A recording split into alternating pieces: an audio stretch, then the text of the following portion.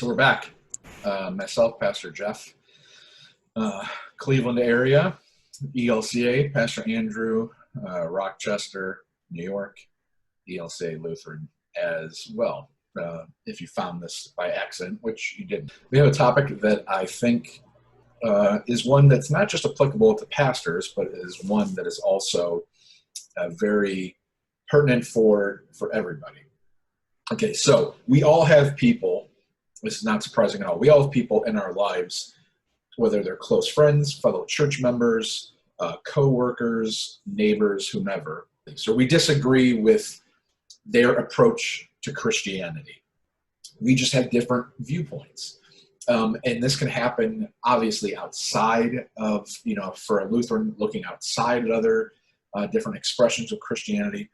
But it can also happen within our own expression of Christianity, within the ELCA, within our own congregations. And so what we were going to touch on today is just kind of tackle our approach to how have we dealt with individuals that we don't agree with, that we say, yeah, that's not how I see God. That's not been my experience of Jesus or what I see in the Gospels. And how do we do that in a faithful way that is compassionate, but yet still maintains a sense of conviction? So I'm going to turn to the man with all of the answers. Pastor Andrew, let me give you an easy question first. In your 15 years of ministry, have you experienced people that you look at them and say, really? That's what you believe about God? Or that's what you believe about church? Has that ever happened to you? Short answer, yes. Okay. Do you want to elaborate, if you will? A little bit longer answer. Yes, that has happened. But I think, like you said, and I think everyone can agree, we can agree that there are people that we disagree with.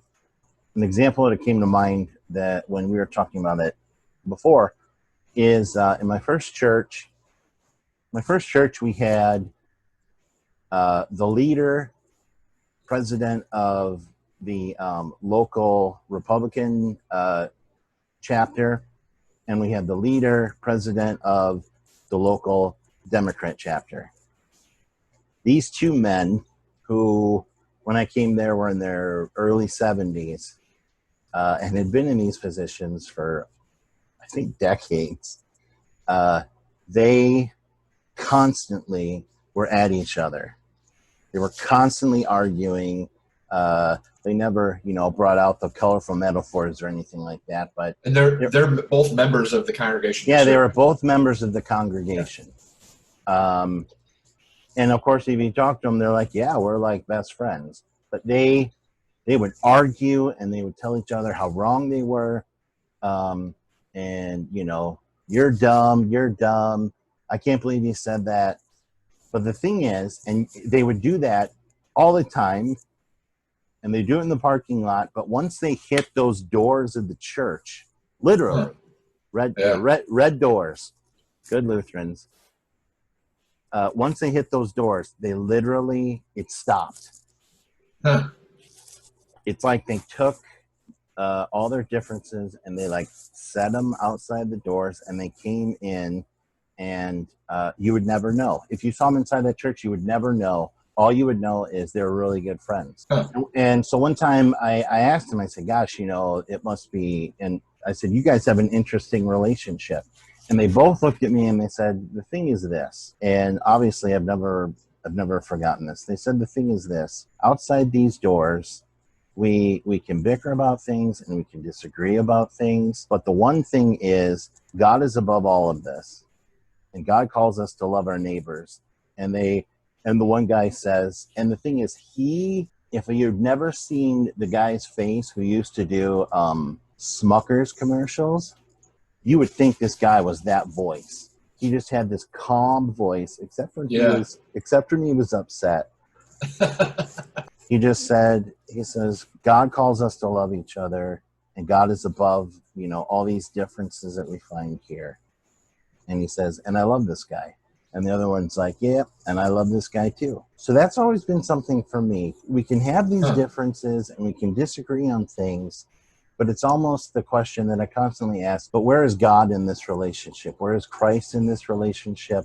And how does that steer us? Because the thing is, they would argue out, and even outside church, but that never left their relationship. There was always that sense of love and respect. Now, I mean, sometimes, I watched them bicker and you'd be like, there's no love in that relationship. Yeah. But there was. And that's how I try to live. You know, there are people that will say things or do things, political, otherwise, and I'll shake my head, but that's one of the first questions that pops into my head as I'm thinking these things.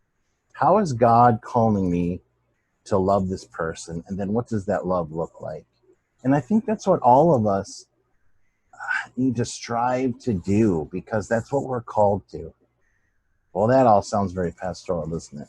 Yeah, it does. I don't even know if that answered the question. I don't even remember what the question was, so it probably did, or it might not have. But what you're saying in a way is like you're holding it up as your ideal, because that's perfect. You have these two people that are opposed to one another, and yet they're even in their opposition, their foundation is love and respect. So it almost gives them a sense of freedom to disagree, because we know, like they know, it'll never get to the point where we're always mindful. So we'll never get to the point where we're truly putting our relationship in jeopardy. So that's beautiful. How do you deal with individuals that, or are there times, because I will say there have been times in my life where you interact with somebody that you say it can't be, whether it's because there isn't that foundation of respect and love or something else, but the relationship is toxic in the sense that one person is abiding by potentially like, all right, well, I'm trying to find some common ground. But where you look at that person, let's say it's even a member of the congregation, we don't agree. We can't have a constructive conversation around that topic. And so for our friendship, we don't touch that. We go around it. But are there ever relationships that it goes beyond just like this category where it seems like a basic just personality thing? This person and I do not mix for whatever reason. How do we go about handling those relationships? In both of us recognizing it, but we can't be in a relationship. Like we can't be in a friendship. We can't work together. You know, it's probably better if we don't talk because for some reason stuff triggers things and we can't hear each other. All right, so let's say I'm going to give you a specific topic, and I'll give one that's kind of outdated. But the church's practice had been in generation past that individuals did not get communion until they were confirmed. That was that was like your entrance point into it. And the church has since moved on from that there was some debate about that. So let's say if that was the topic, if the topic was a theological topic, and the church has said, it's become more common practice to say, we don't think this was right because of what it symbolizes. We need to adjust. And somebody vehemently disagrees with you on that topic. How do you discuss those types of issues with somebody? And do you get to a point ever where you just say, sorry, we don't agree? And from a pastoral point too, you might want to pepper in the idea of, as the pastor, to lovingly say, I really appreciate where you're coming from, but on this particular issue, you know, if it's something that's under my office of ordination, word and sacrament, this is just going to be the way this is carried out. So how do you deal with those kinds of issues? There are a lot of questions in there. I don't remember. I blacked out for about half of it. So. Well, you just gave this example of communion. So, yeah, you know, I see that, like the age of communion, I see that as an evolution, because we look at church history, that's just always been in flux on when that happens and everything. So I just see that as one of those things that's a constant evolution, de-evolution, however you want to say that. Evolution. A reformation constantly. Oh. Always being reformed. Yeah, I mean, that's what's happening in the church. And there's that growth but then there's that understanding, and it's just always in flux. I think we're called as Christians, just in general, in our secular world, as we claim, kind of connecting back to what I said before with those two guys, we're called to ask those questions and, to say, okay, well, what does it look like to love this person based on the faith and our belief of an understanding of Christianity, and what makes us Christian, what makes us then further specified ELCA, Lutheran, what have you. But we need to ask that questions. Maybe it's finding common ground. The thing that came up for me, which you kind of touched on, is, what if you don't agree? And it's like that question from all your job interviews. Well, how do you work with someone that you don't agree with? Or what kind of people can't you work with? Right. And, for the longest time, I'd be like, I could work with everybody. Right. That was true until I became a pastor. Huh. Because there have been some people in congregations I've served, some of my peers, that I'm just like, I don't know how to work together. I don't know how to find that common ground. So for me, it's been, I respect that person and the ministry they're providing. It's just, I don't see how that fits in with my understanding of ministry, my understanding of what we're called to, if it were a congregation member, if there's this toxic relationship. Yeah. I think that's where the office of pastor comes in, because if it becomes a toxic relationship, or is a toxic relationship with that person and myself, there's some wiggle room. But when that toxic relationship starts to become toxic to the ministry of the congregation, I see that the office of pastor to be like, we need to have a conversation. Because honestly, I would say this would get me in trouble, but I don't, I'll have a conversation about it if someone wants to. In my previous two churches, I have invited a few people to perhaps find a congregation that better fits their beliefs. Right. So, of course, that's a pastoral way of saying, I think you need to go to another church. Yeah. No, one of us can't stay here. It's got to be me or you. Yeah. Yeah, it's not I think. It would be best for everyone. Yeah, right, for the congregation. It's not even a personal thing. It's truly, things will go smoother here if one of us is not here. And you have to come, to that kind of conclusion. And that's, and that's really difficult, not only as a person and pastor to say, but then what I'm thinking of one or two people in particular. I mean, I didn't do this to a bunch of people. I didn't say this to a bunch. Like 50 people. That's it. No. Like it was three people total from these two churches. One of them, it became a bit of a power struggle, because even though they left and said to me, which the other ones did too, they're like, I think that's a good idea. That became a power struggle, because then they tried to get involved in different ways, and there were some difficult conversations, and then I also went to other people, said, I need you to have my back on this. Anyway, I think that got off a tangent, but I think we just need to all strive first to ask those questions. How is God calling me to love this person? How's Christ calling me to love this person?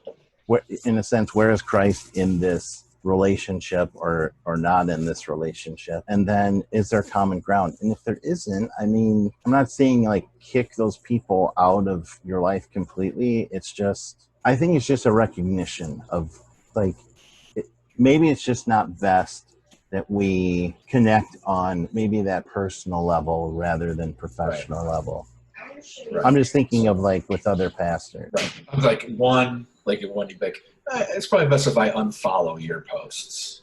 Yeah, like Facebook. It's not going to go well. Yeah, we should not be engaged. Part of the reason I had brought up the example was in my first congregation where I served not that long ago, relatively speaking, that had been their practice, was you did not receive communion until you were confirmed. And that was being practiced when I got there in 2006, which was at least 20 years after a shift had been made in the church to moving away from that. And it was even a part of their their constitution about like who are the communing members of the congregation. So like if you were an adult and you were confirmed, you only had to show up, to be a voting person, you had to show up once a year and make a contribution of record. But to commune in the first place, you had to go through 2 years of instruction. But once you had the 2 years of instruction, you could do whatever you want. The insanity of that. And now I even had at the time the backing of the bishop when I interviewed and one of the assistants to say, hey, this is one of the things you're going to encounter when you get down there. You need to lower the age of that. Oh, interesting. I was like, oh, great. And so I waited about a year into my ministry there before I kind of brought it up to council and said, this is what I'm thinking. And they were like, well, yeah, I guess. And I said, well, I'll try to go about it in this manner. I'll offer some instruction, some classes on it. I'll write some newsletter articles. I'll prep people for this is what the plan is. And so I offered classes and on the sacrament of communion, and I had a decent 12 to 20 people, somewhere in that range, show up for the class. Had very constructive classes. Now, did any of the people who were vehemently against lowering the age come to the classes? No. So the opportunity for constructive conversations didn't happen with them for the most part. And after the class, everybody in the class was, oh yeah, we should definitely raise or lower the age for it. And I said, okay, well, we're not going to do this immediately. And I mentioned the bishop had been, had asked me to do this. And so this was like around March. And I said, we'll do it March, April. I said, we'll do it in Reformation Sunday. So we'll change it. We'll give it 6 months. But like the 6-month thing, we're not going to start right away. I remember the council meeting. This is actually memorialized in a book that I made it into on horrible things that pastors have had to live through. I actually submitted a story, and they were like, yep, we'll take this one. The individual who came to a council meeting was very upset and demanded that the council override my decision to lower the age, pointing to the Constitution. So this is the Constitution. If the council did not back what they were saying, this individual would then go to the congregation and raise this issue and have everyone removed from council for like breaking their responsibilities. And so I'll never forget, this is a situation some of the details will change over time with my memory, but I'll never forget this happening. Like your example, but in a negative way. The guy left the room and the council was silent during this guy's 10-minute rant where he's yelling and pounding fists on tables. And the gentleman leaves, and he's deceased now, so may God rest his soul. The gentleman leaves, and council kind of takes a breath. And I remember the one woman on council looking at me going, well, Pastor, what should we do? Yeah. And I was like, at the time, I was like 28, and I'm like, look at all these people that should know better and, have more life experience. And I said, well, unless you guys want to get kicked off council, I guess you're going to reverse my decision, And they did unanimously reversed my decision because there wasn't a level of respect for the larger church. They know, they didn't care that the bishop said do this. They didn't feel like that I was in a position to say, you have to do this. We need to do this. But then, so I guess, so I'm bringing it up, and the reason I even went into it a little bit, there's more details to it, but the reason I even went into it is because that's an issue where my core beliefs as this is what I believe it means to be a Christian, and this is what it means for communion. This is what communion means. I have these convictions. Now, the constitution that the congregation has, or other people in the congregation might say, that's wrong. We don't agree with it. But then the way I approached it, which I would do differently if I went back in time, was to say, okay, well, these are my convictions, and I guess we'll agree to disagree, and we just won't have it. We won't make the change. And I allowed that kind of relationship to then change the balance. Not that there was a good balance, but change the balance to where I was only at that congregation for another 2 months. I was in the call process. But it would have been a situation where for the rest of that time, no matter how much longer I stayed there, my relationship with that individual who came in the room and went on that rant would forever be changed. So he deep down, God bless him, and I seriously mean this, he felt he was right. He felt like he was upholding what the church taught, and he was doing right by Jesus. And he felt that I was just destroying Jesus by doing what I was doing. So when two people both root their position in, this is my experience of Jesus and the church, and this is what it's supposed to be like, and my experience or your experience is completely on the opposite side of that, is that a situation where then if it's two members or if it's somebody on social media that you can kind of choose, there's some ways to kind of go around and just say, all right, we want to serve on a committee together, or how can we have meaningful dialogue about this and find a good resolution. But let's just say that person just constantly, if you've ever been in a congregation, I'm sure if anybody's actually watching this, they'll have been in this. If you've been in a congregation where you know your relationship with someone has completely changed, and it's just, and not even to cast blame, and I realize this is really long, but not even to cast blame, but just to say, this is not good anymore. There's hurt feelings on both sides, and some stuff that was said can't be taken back. Yeah. So I was saying all that to get to this, because I've heard this used as a defense. Jesus says, turn the other cheek. Jesus says, forgive 70 times, 7 times. Jesus says, settle your debt or your lawsuit or whatever with your neighbor before going to the temple, get all that stuff. So how would we recommend to people when we're saying, we are called to love people? I'm called to look at that person and say, God loves that person more than I'll ever know. True. I don't like that person. Yeah. I don't like what they've done. I don't like their decision, their actions, not the person as an entirety. But how do I engage with that person, turning the other cheek, forgiving, while also not making myself a doormat for abuse? And if you're able to answer that, you need to just get a national a book going out and published and all that. So I know it's a hard question, and I apologize for even asking it, but it's something that I've struggled with. How do I preach turn the other cheek and love somebody when there's some people when I feel like every time I extend my love to them, they just go whack. Where's your other cheek? Whack. Yes, we aren't called to be a punching bag. Bless you. And we, any of us. And there are going to be people that aren't going to like, as pastors, as people in general, aren't going to like the decisions that we make or won't agree with us. As a pastor in a pastoral office, that situation is not something one of millions that seminary doesn't prepare you for. That's a life experience, but obviously that was a power struggle. And I have all these pastoral counseling things that come to mind for me that I want to say to you, but no, that I welcome anything. Well, so obviously that was a power play on this man's part, but a power play that he believed was rooted in Jesus. Yeah, so personally, then I would see, and if I understand you correctly, he didn't show up to any of these meetings. No, none of the classes, no. So there was that opportunity, and then there's a lot of stuff in that individual circumstance. But I think the question is, people aren't going to agree with you all the time. And that's one of the struggles. I wouldn't say, that's one of the struggles of being a pastor, but it also, that's a struggle of life. People aren't going to agree. And how you take that, personally, professionally, what have you, is difficult. Those people that I talked about that I invited to go to another church, when they left, it felt like it just like someone cut a chunk of flesh from me. You didn't take joy in doing it. When they left, and I was the one that said that to them. And whenever someone leaves a congregation and goes somewhere else, it hurts. I think it hurts. Yeah. Well, at least for me personally, it hurts.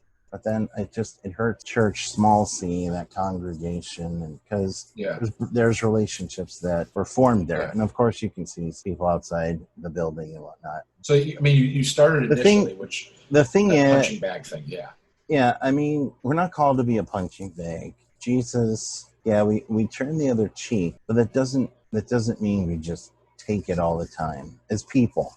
People in general. People probably disagree with me with this. It hits on so many things, especially going on in the world right now. Yeah. We're called and asked to do things right now in this pandemic world that isn't for us. It is for our neighbors. It's for the good of our neighbors. But not only the good, the life saving for our neighbors. And we're arguing about that. We're making it political, which is just, it boggles my mind that that's even happening, because it just comes down to such simple things. You know, would you do this to someone else? You know, would that whole thing with social media, people, that idea where it's just like, I'm going to type this and put it out there, and it's that safety of I can do this and there's nothing that person can do back to me. But would you say that to their face? And the sad thing for me is it's moved from, at least it was something I agreed, it's moved from an answer of, oh, I wouldn't say that to them, to now, well, yeah, I would totally do that. And they mean it. You know, I think of this code of conduct that my kids have to sign for their at school, you know, and like cyberbullying and all these somewhat new terms. I mean, that's what that is. It's cyber. It's just bullying. And you know, don't do this. But the answer anymore, not only from younger generations, but really in general, is like, yeah, well, I would totally do that. How is that? Not only is it, how is that not loving? Only would I do it, but I don't even care if you videotape me while I'm doing it to show the world I'll still behave like this, you know, and I think I'm right. If I understand it correctly, I think it's interesting your bishop's like, yeah, when you go there, you need to do this. That sounded interesting to me. But I think I'd be interested to look at that congregation's constitution. They felt some reason to put this age limit in there, which if it's in the Constitution, it's got to go before everyone anyway, and then be approved by the synod and what have you. But I would also look in some of the other chapters, because I'm pretty sure it says in there that direction on that kind of thing is in the office of pastor. Like it's under your authority. I mean, the ministering the sacraments is technically under my office. However, and which I'll come back to in a second, but that's, you know, I had the discussion it was reflecting on it. It's ironic because the guy did not come to any of the classes I offered. However, when I first got there, I offered some Christian ed classes. And like I've done in every church I've been at, when I get somewhere and if I offer like a first series of classes, since I'm first there, it's the honeymoon, I have more people in attendance than I'll ever get ever again in my life. And we were going over, which I think you referenced in a video that I don't know if we posted or not, but will be in the special edition outtakes and bloopers reel of the Lutheran Handbook. And so we were going over it was a Lutheran Handbook course. It was like I don't think it was called Lutheran Handbook course. It was the Here I Stand course. Yeah. And so we're going over that. And in that course, if you've never taken it, it's not just the pastor gets up there and says certain things. It was back in the days of VHS, I think, or it might have been a DVD.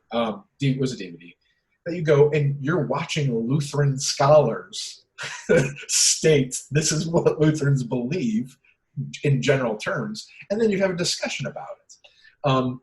And so part of it was a discussion on this is communion, and it came up, and this individual who later came in and made the scene and made certain through kind of drew the line in the sand, said we were talking about communion, and he at that time, 2 months into my ministry there, said, no, you don't get communion until you're confirmed.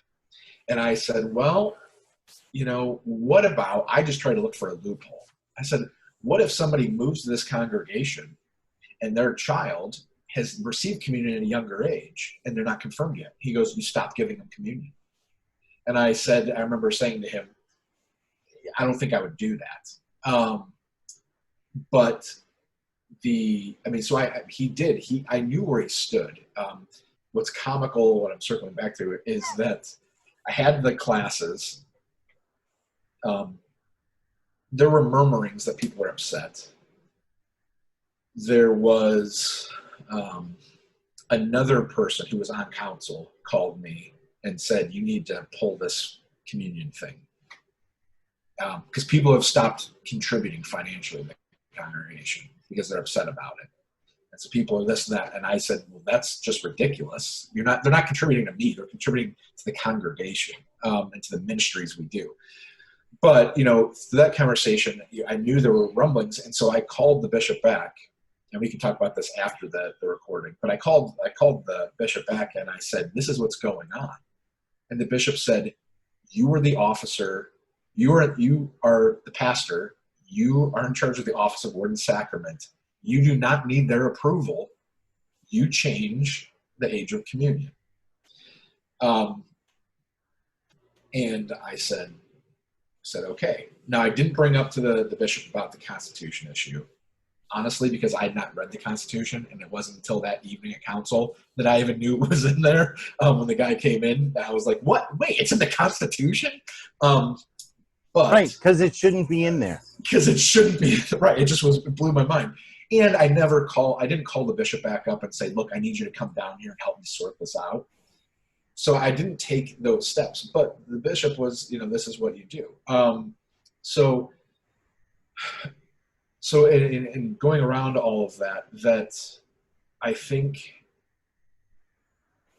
I've seen people, my experiences, I've seen the meek and the people who extend more compassion than other people come out on the negative side of these relationships because they're continually saying, but God wants me to love them and accept them and to not fight with them or argue with them. And therefore their interpretation of that means I have to allow this person to continue treating me like this. And if anything, they get to the point where if to avoid that, they stop coming. The person who was causing the trouble, they didn't go anywhere. The person who was hurt and affected by it is left. And so there's all these like family systems theory and pastoral stuff that, we're going over right now. But I'm just it's hard for me to view things. I have to remind myself sometimes it's hard for me to view things outside of the pastoral lens because I'm just so used to it now. But I'm trying to think as a lay person, as a member of the congregation, coming to church, wanting to love God, wanting to love Jesus to the best of my ability, not being confrontational in nature, and then experiencing something where you just say, this is no good, that I would probably just walk away. And then that's sad because I wouldn't, as the pastor, I would say, no, you need to stay. We need more people like you. But how do we, give that advice to people to say, how do I look at everybody in the congregation and maybe even the people that you're talking about, people that you said you might be happier somewhere else, to say, I love you as a Christian. I love you as your pastor. But I think it's obvious we don't agree on a lot of issues. And maybe I'm answering the question as I'm putting it out there, and so you can just let me know. I love you, for anybody. I love you as a Christian. I love you because we're called to love everybody. It's obvious that we don't agree on a lot of things. And either we come to a common understanding of we don't agree on these things, and we're going to keep moving along in the same place, just not agreeing on them, but not creating a negative environment for the congregation. Or if we can't do that, then we have to find some kind of resolution where one of us goes. Would that be, would that be your approach to it, or no?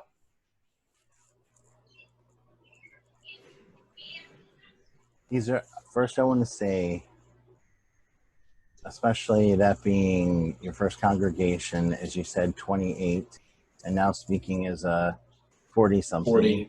48-year-old. I'm kidding. No. 41-year-old. But yeah, go ahead. 42.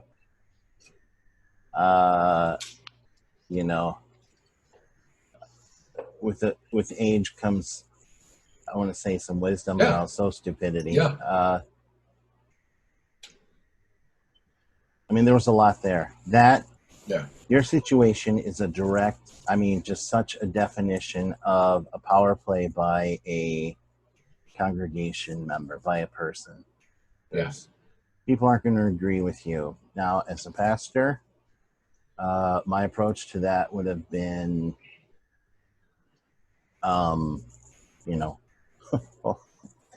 My practice is to read the Constitution. It would not have helped in that situation, but yeah. I think if I remember correctly, all three churches I've served, one of the first things I did is I read the Constitution. Yeah. And when I told counsel or people that, they're like, "You read the Constitution?" Yeah. And I think like, I probably did initially, yeah. but I forgot most of it. Yeah. No. And you know, yeah. But yeah, that's a power play, and that can happen. When things start happening, like people are withholding money because of things, or I mean, that's a serious conversation now that you need to have not only with this guy, but with the congregation. And it's like, Yeah. who are we if this is what's happening? Yeah. But yeah, that's just but again, that's something that we aren't trained to encounter, Yeah. What else did you say? You talked about you talked about loving people, but then also, I mean, that would be a hard conversation because you have people that are so resistant and believe, again, believe they have this power and this influence. And, if they've been there, well, it's 60, 70 years at that time. Yeah, 60, 70 years, or even if they've been there, let's say a year, but they're the loud voice.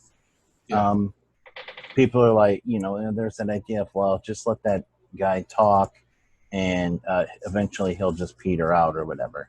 And, but then it's also, well, yeah, I guess we need to do whatever because, whatever he says, whatever motivation that brings to them, it's controlling.